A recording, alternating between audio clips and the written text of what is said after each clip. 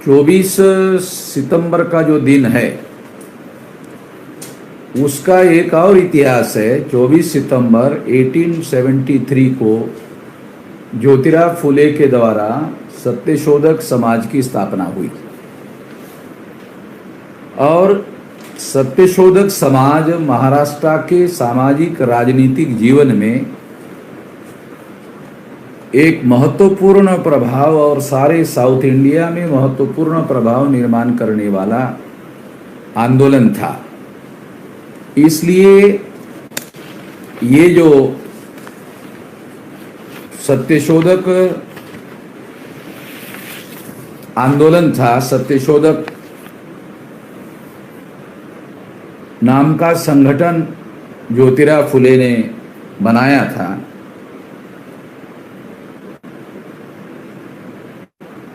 उसकी जो तारीख है वो 24 सितंबर 1873 की है। इस हिसाब से अगर देखा जाए तो लगभग 147 साल का समय हो गया है। दूसरा है 24 तारीख का महत्व।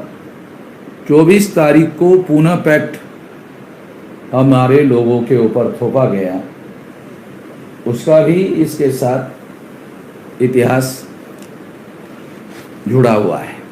ये दूसरा हिस्टोरिकल डेट है इसी डेट के अंतर्गत। तीसरा है 24 तारीख को ही छत्रपति शिवाजी महाराज का जो शाक्त राज्याभिषेक है वो हुआ और वो शाक्त राज्याभिषेक को संभवतः 300 लगभग इसको 346 साल हो गए। 1674 को, ये भी 24 सितंबर को ही आता है और उसको लगभग 347 ईयर हो गए आज ही के दिन। तो ये तीन बड़ी घटनाएं हैं आज के दिन हमारे लोगों के, तमाम जो मूल निवासी बहुजन है उन लोगों के इतिहास के लिए इसका बहुत महत्वपूर्ण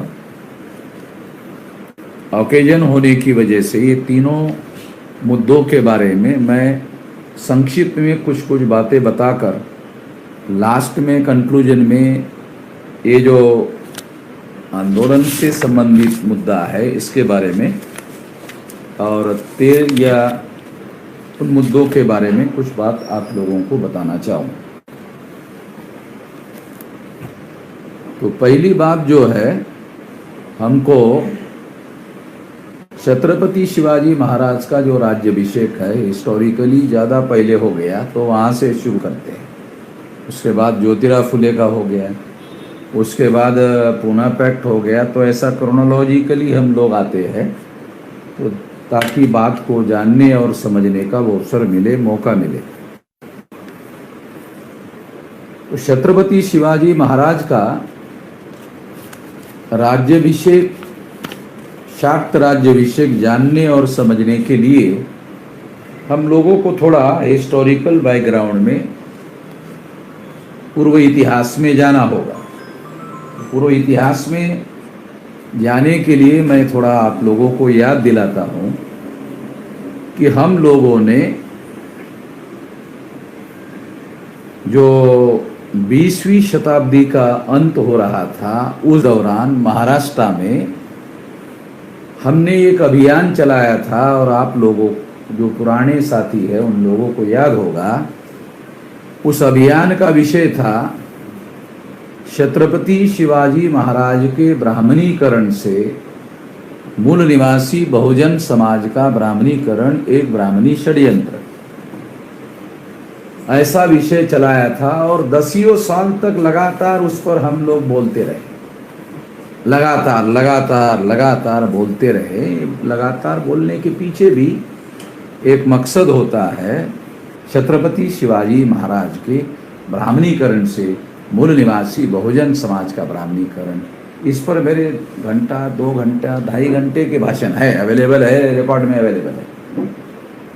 तो इसलिए मैं केवल एक ही उदाहरण देना चाहता हूं, क्योंकि ज्यादा हमारे पास समय नहीं होने की वजह से एक उदाहरण देता हूं। ब्राह्मणों ने प्रचार किया, छत्रपति शिवाजी महाराज के इतिहास के बारे में प्रचार किया। क्या प्रचार किया? कि छत्रपति शिवाजी महाराज गो ब्राह्मण प्रतिपालक थे, गो ब्राह्मण प्रतिपालक थे।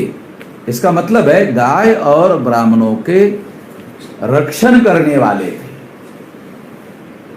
ऐसा प्रचार ब्राह्मणों ने क्यों किया? क्योंकि ब्राह्मण अपराध बोध की वजह से अंदर से डरे हुए थे। वो अपराध बोध क्या था? हमने शिवाजी महाराज को मारा, हमने संभाजी महाराज को मारा। ये जब मराठा लोगों को मालूम हो जाएगा कि हमने शिवाजी महाराज को मारा,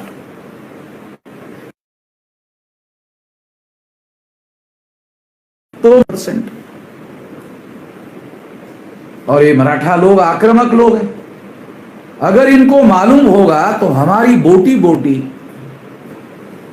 ये लोग बोटी बोटी कर देंगे, टुकड़ा टुकड़ा कर देंगे। ऐसा ब्राह्मणों ने सोचा और सोचकर फिर विचार किया कि इस मराठा को रोका कैसे जाए हमारे टुकड़े करने से। तो फिर मराठा लोगों का प्रबोधन शुरू किया उन्होंने। शिवाजी महाराज को मराठा मानते हैं, अपनी आराध्य दैवत मानते हैं। फिर उन्होंने मराठा लोगों को कहना शुरू कर दिया, बताना शुरू कर दिया। क्या बताना शुरू कर दिया? कि शिवाजी महाराज गो ब्राह्मण प्रतिपालक थे, अर्थात गाय और ब्राह्मणों की रक्षा करने का काम करते थे। अब गाय और ब्राह्मणों की रक्षा करने का काम करते थे, ये बात का अर्थ होता है गाय की रक्षा करते थे, ब्राह्मण की रक्षा करते थे, बाकी और क्या करते थे ना, गाय और ब्राह्मण की रक्षा। उन्होंने ये जो राज स्थापन किया वो गाय और ब्राह्मणों की रक्षा करने के लिए किया, बाकी तो कुछ नहीं किया। इतना ही उनका, और वो बहुत बड़ा काम है ये काम उन्होंने किया। ऐसा मराठा लोगों में उन्होंने प्रोपेगेंडा किया। प्रोपेगेंडा करने के पीछे क्या मकसद था? ब्राह्मणों ने सोचा अगर मराठा लोगों को यह बताया जाए कि मराठा लोग गाय की शिवाजी महाराज गाय की रक्षा करते थे, तो मराठा लोगों को भी गाय की रक्षा करनी चाहिए, क्योंकि शिवाजी महाराज करते थे, आपके बड़े थे, आपके आराध्य थे, उसकी रक्षा करनी चाहिए।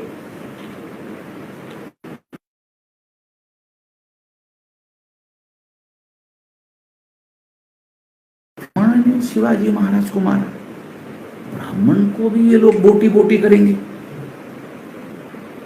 तो फिर कहा कि ब्राह्मण की भी रक्षा करते थे। जब शिवाजी महाराज ब्राह्मण की रक्षा करते थे, तो शिवाजी महाराज को मानने वाले मराठा लोगों को भी ब्राह्मण की रक्षा करने का काम करना चाहिए। हो गया वाया शिवाजी महाराज। मैं अपने भाषण में उस समय कहता था कि ये डायरेक्ट हमारी बात तो सुनेंगे नहीं, मराठा लोग ब्राह्मण की बात नहीं सुनेंगे।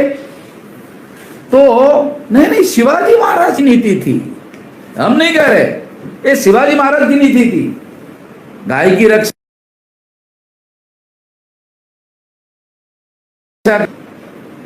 फिर मराठा लोग सोचते हैं शिवाजी महाराज गाय की रक्षा करना, तो गाय की हमको रक्षा करनी चाहिए, ब्राह्मण की रक्षा करना तो ब्राह्मण की भी हमको रक्षा करना चाहिए। होगी सुरक्षा ब्राह्मणों की। बोटी बोटी करने वाले थे जो मराठा, वो अब सुरक्षा करेंगे। और जब उनका रवैया पॉजिटिव हो जाएगा तो फिर ब्राह्मण उनके घर में जाएंगे, फिर उनके सारे कर्मकांड जो है ब्राह्मण के हाथों से करेंगे, जन्म से लेकर मृत्यु तक, फिर उसका दक्षिणा लेंगे। हाथ को कलावा भी बांधेंगे। आजकल बहुत सारे जो लोग हैं उनके हाथों को कलावा होता है। उस कलावा के बारे में लिखा हुआ है कि तुम्हारे बलि राजा हमने इसी तरह से बांधा था, तुम्हारे बलि राजा को। वो संस्कृत में है, मुझे याद नहीं है वो क्या है।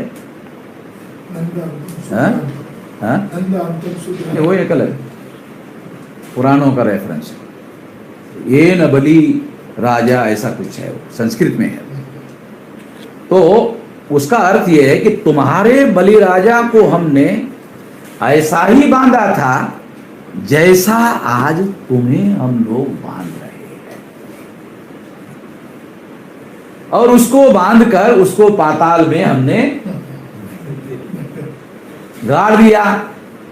तो गाड़ने वालों को जबरदस्ती जब किसी को गाड़ा जाता है या किसी धार्मिक कार्य में किसी बड़े बिल्डिंग के नीचे गाड़ा जाता है तो उसके लिए शब्द प्रयोग है बलि, बलि दिया जा रहा है। बलि शब्द वहां से आ गया।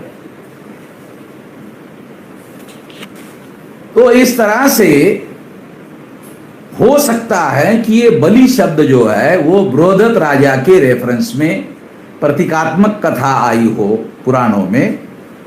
और क्योंकि पुराण प्रतिक्रांति के बाद लिखे गए हैं, सम्राट बृहदत्त मौर्य की हत्या करने के बाद लिखे गए हैं, उसकी हत्या करने के बाद लिखी गई कहानी है प्रतीकात्मक। उसको अंग्रेजी में डिकोड करना बोलते हैं, मतलब डिकोड करके बता रहा। हो सकता है कि वो बलि राजा, बलि शब्द जो है, क्योंकि उसकी हत्या की जाती है, बलि का एक अर्थ होता है हत्या करना और धार्मिक मकसद के लिए हत्या करना।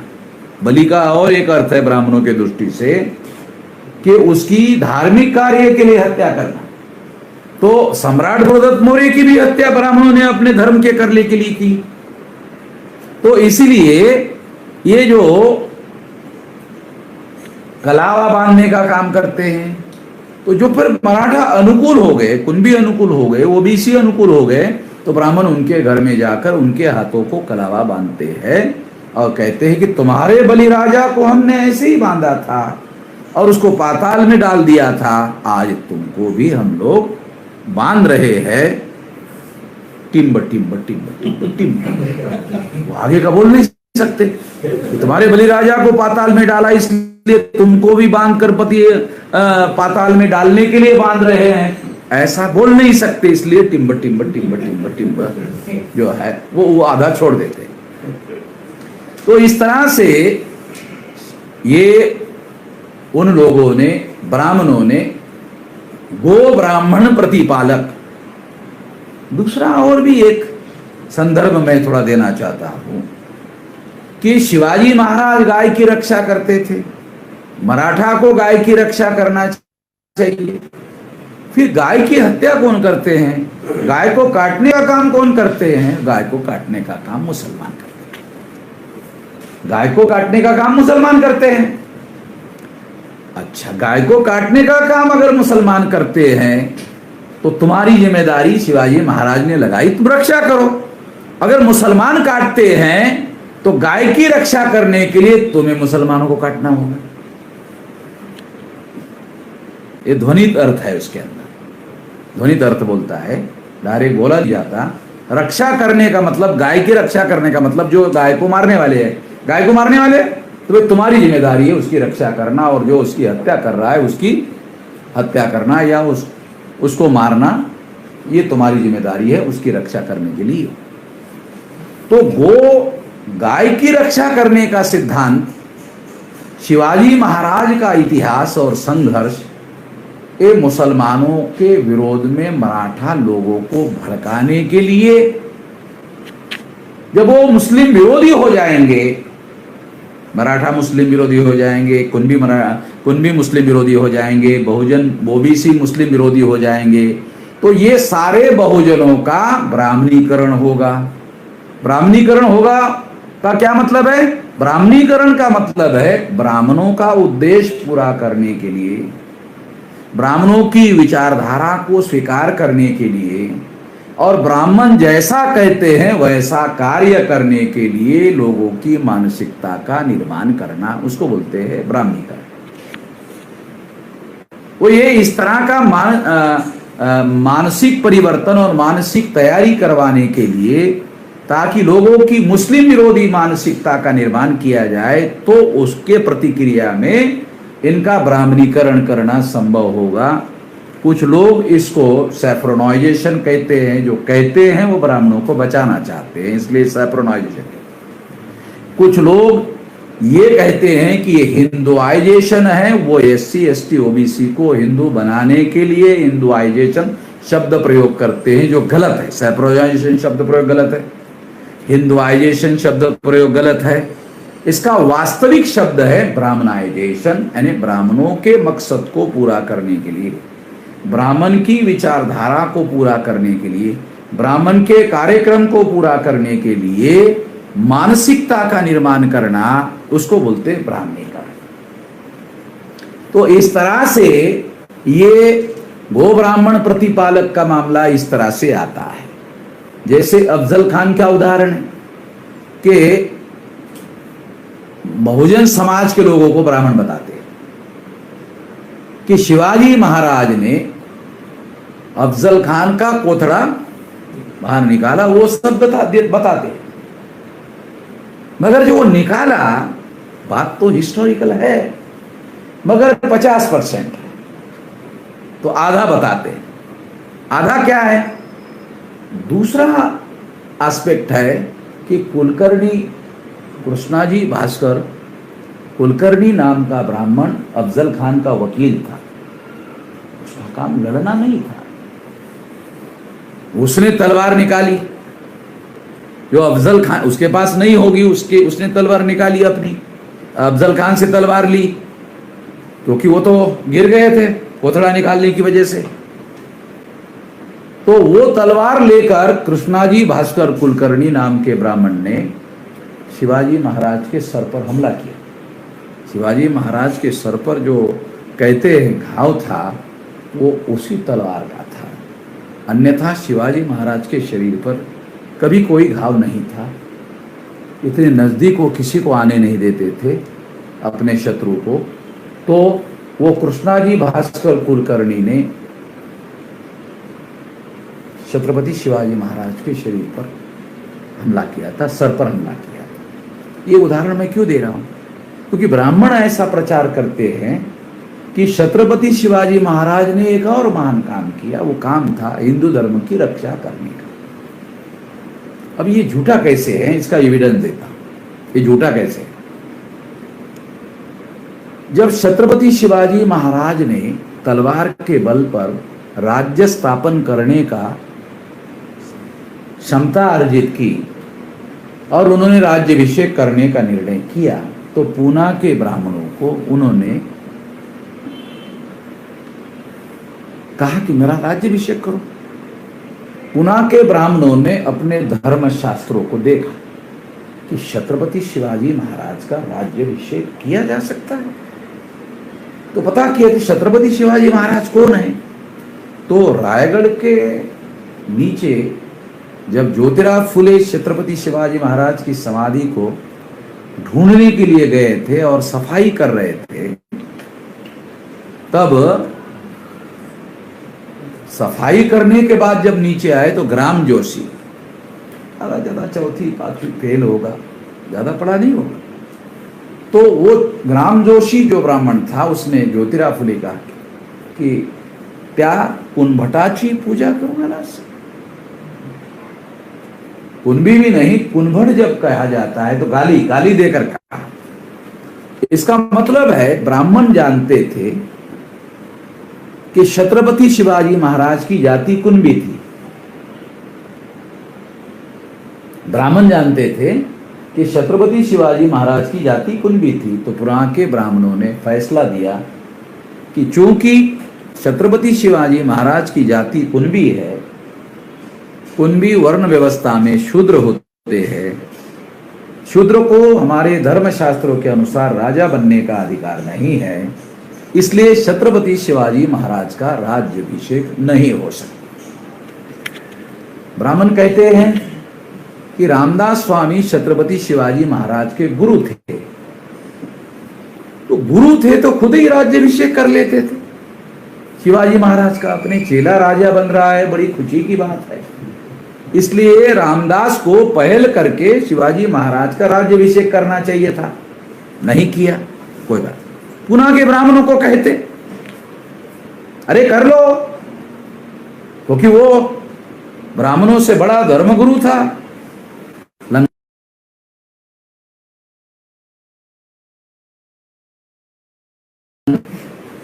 तो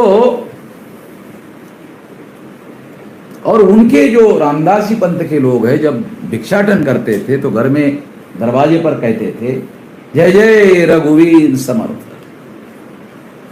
इसका अर्थ होता है राम को रघुवीर कहा जाता है, राम का एक नाम रघुवीर भी है। तो जय जय रघुवीर समर्थ, इसका मतलब है रामदासी पंथ के लोग कहते थे राम समर्थ है। वो जो भिक्षाटन करने वाले लोग हैं वो कहते थे राम समर्थ है, जय जय रघुवीर समर्थ है।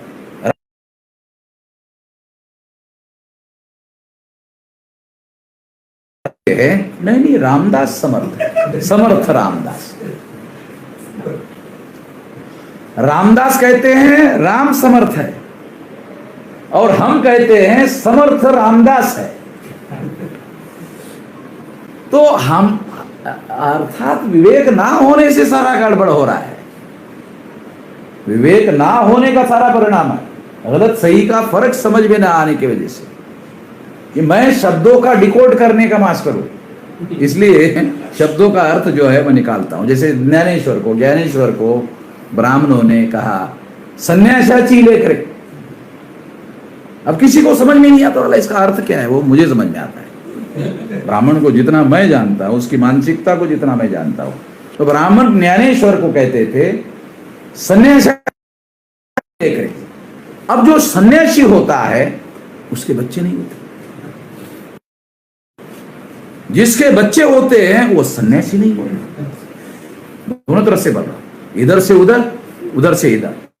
जो सन्यासी होता है उसके बच्चे नहीं होते, जिसका बच्चा होता है वो सन्यासी नहीं होता है।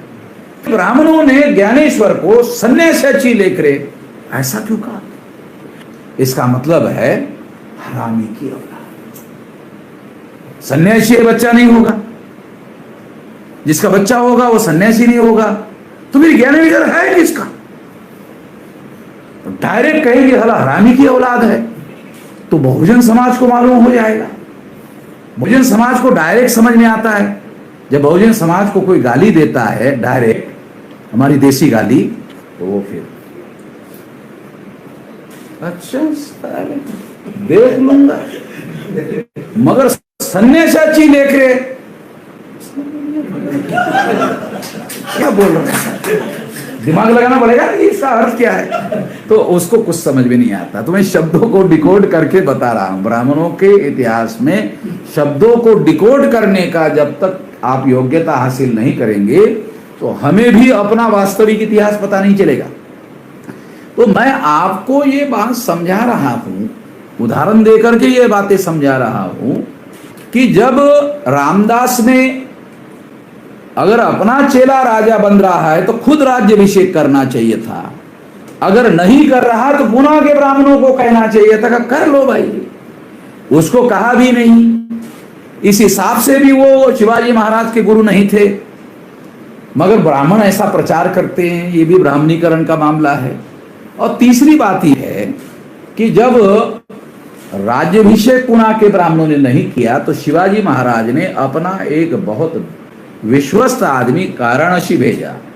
पैठन का एक ब्राह्मण गागा भट्ट वहां गया था, वाराणसी, वो वहां गए और वहां जाकर गागा भट्ट को कहा कि मैं आपको मिलना चाहता हूं एकांत में। तो एकांत में वो मिले। वो आदमी ने, जो शिवाजी महाराज ने उनको भेजा था कि छत्रपति शिवाजी महाराज का महाराष्ट्र में जाकर राज्याभिषेक करना है। गागा भट्ट तक ब्राह्मणों ने मैसेज पहुंचा दिया था कि वो राज्याभिषेक नहीं हो सकता। शिवाजी महाराज ने उसको समझा बुझा कर भेजा था। फिर उस आदमी ने गागा भट्ट को कहा कि अगर आपको बोफोर्स दिया जाए तो क्या हो सकता है? गागा भट्ट ने कहा अगर आप बोफोर्स देते हो तो फिर इस दुनिया में क्या नहीं हो सकता। तो गागा भट्ट ने गागा भट्टी नाम का किताब लिखा और उस किताब में शिवाजी महाराज की वंशावली जो है वो राजस्थान के सिसोदिया घराने से जोड़ दिया।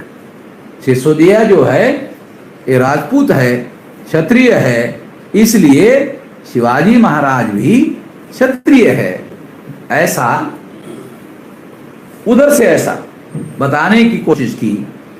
मगर बाद में हमें ऐसी जानकारी मिली कि राजस्थान के जो राजपूत है उसके बारे में अंग्रेज इतिहासकारों ने लिख के रखा कि राजस्थान के राजपूत ये नाग लोग हैं।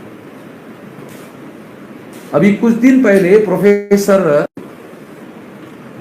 रघुवंश प्रसाद सिंह उसने चिट्ठी लिखा अपने नीतीश कुमार को में रखा जो है बिहार का राजपूत है। अगर वो राजपूत है तो वो बुद्ध से अपने आप को क्यों जोड़ रहा है? और अगर जोड़ रहा है तो इसका मतलब राजस्थान के राजपूत जिस तरह से नाग है उस तरह से सारे देश भर के राजपूत नाग है। छत्रपति शिवाजी महाराज भी नाग है। महाराष्ट्र की स्थापना केवल मराठा नाग नहीं है, महाराष्ट्र की स्थापना राजवाड़े कहते हैं नाग लोगों ने की। ये सारे के सारे महाराष्ट्र के जितने लोग हैं सारे के सारे नाग लोग हैं, क्योंकि महाराष्ट्र की स्थापना ही नाग लोगों ने की। ये जो महाराष्ट्र आप दिख रहा है ये इसलिए आपको याद होगा महाराष्ट्र में नाग पंचमी का त्योहार जो है वो ग्रामीण भाग में बड़े पैमाने पर मनाया जाता है। ये परंपरा से मनाया जाने वाला त्योहार है। ब्राह्मणों के कैलेंडर में नाग पंचमी को ज्यादा महत्व नहीं दिया जाता और ब्राह्मण कभी नाग पंचमी का त्योहार मनाते नहीं है। ये बात हम लोगों को समझना होगा। तो मैं आपको एक बात समझा रहा हूं और उसके लिए बहुत सारे उदाहरण इधर उधर के देने का प्रयास कर रहा हूं। तो छत्रपति शिवाजी महाराज का राज्याभिषेक पुना के ब्राह्मणों ने वर्ण व्यवस्था के अनुसार निर्धारित किया कि वर्ण के अनुसार छत्रपति कुणबी है, कुणबी शूद्र होते हैं, शूद्र को राजा बनने का अधिकार नहीं है, इसलिए उनका राज्याभिषेक नहीं हो सकता। ये बात पुना के ब्राह्मणों ने छत्रपति शिवाजी महाराज को बता दी और इसके द्वारा ये बात सिद्ध होती है कि छत्रपति शिवाजी महाराज के समय में हिंदू धर्म नाम का कोई धर्म वजूद में नहीं था। जो धर्म वजूद में था ब्राह्मण उसको वर्ण धर्म कहते थे। मैं डॉक्यूमेंट्री एविडेंस के आधार पर बता रहा हूं आप लोगों को कि ब्राह्मणों ने वर्ण धर्म के आधार पर निर्धारित किया कि शिवाजी महाराज का वर्ण शूद्र है, क्योंकि उनकी जाति कुणबी है, कुणबी शूद्र वर्ण में आते हैं, इसलिए उनका वर्ण जो है वो शूद्र है और शूद्र को राजा बनने का अधिकार नहीं है, इसलिए उनका राज्याभिषेक नहीं किया जा सकता। ये हिस्टोरिकल एविडेंस बता रहा हूं मैं आपको, काल्पनिक बातें नहीं बता रहा हूं। इस हिस्टोरिकल एविडेंस के आधार पर 1674 को यानी 1674 को प्रचलित आज के तारीख में हिंदू धर्म जो शब्द प्रचलित है ब्राह्मणों ने प्रचलित किया वो शब्द प्रचलन में ही नहीं था। ब्राह्मण क्या कहते थे? वर्ण धर्म कहते थे। वर्ण धर्म के आधार पर निर्धारित किया, छत्रपति शिवाजी महाराज के बारे में निर्धारित किया कि शूद्र है, राज्याभिषेक नहीं हो सकता। इससे सिद्ध होता है कि उस समय हिंदू धर्म नाम का धर्म वजूद में अस्तित्व में नहीं था। जो धर्म वजूद में था वो वर्ण धर्म था। वर्ण धर्म का ही दूसरा नाम है ब्राह्मण धर्म। क्योंकि वर्ण व्यवस्था में ब्राह्मण पहले नंबर पर सबसे सर पर बैठे हुए हैं और सर्वोपरि माना गया है ब्राह्मण वर्ण को, और सारे वर्णों के बारे में निर्धारित करने का अधिकार ब्राह्मणों को दिया गया है और सर्वश्रेष्ठता ब्राह्मणों को दी गई है। इसके आधार पर यह सिद्ध होता है कि उस समय हिंदू धर्म नाम का कोई धर्म वजूद में नहीं था, जो था वर्ण धर्म था। वर्ण धर्म ही ब्राह्मण धर्म है। इसलिए शिवाजी महाराज हिंदू धर्म की रक्षा करने के लिए काम करते थे जो वजूद में ही नहीं था। जो हिंदू धर्म नाम का धर्म वजूद में ही नहीं था, उसकी रक्षा करने का काम करते थे। ये बात सही नहीं है। फिर ऐसा ब्राह्मण प्रचार क्यों कर रहे हैं? तो मूल निवासी बहुजनों का ब्राह्मणीकरण करके उनको ब्राह्मणों के विचार, उद्देश्य, विचारधारा और कार्यक्रम के अधीन लाकर उनसे ब्राह्मणों की व्यवस्था दृढ़मूल करना, मजबूत करना, इसके लिए बहुजन समाज का इस्तेमाल करना। 2%, 1.5% ब्राह्मण महाराष्ट्र में है।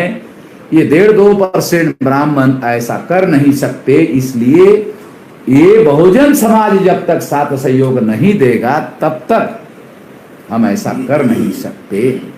ये काम, ये बात ध्यान में रखते हुए ब्राह्मणों ने ये सारी की सारी बातें की। ऐसी बहुत सारी बातें हैं। 2-2.5 घंटे का स्पीच है, मैंने किया हुआ है, वो रिकॉर्ड में अवेलेबल है, वो दिखाया जा सकता है, दोबारा भी दिखाया जा सकता है।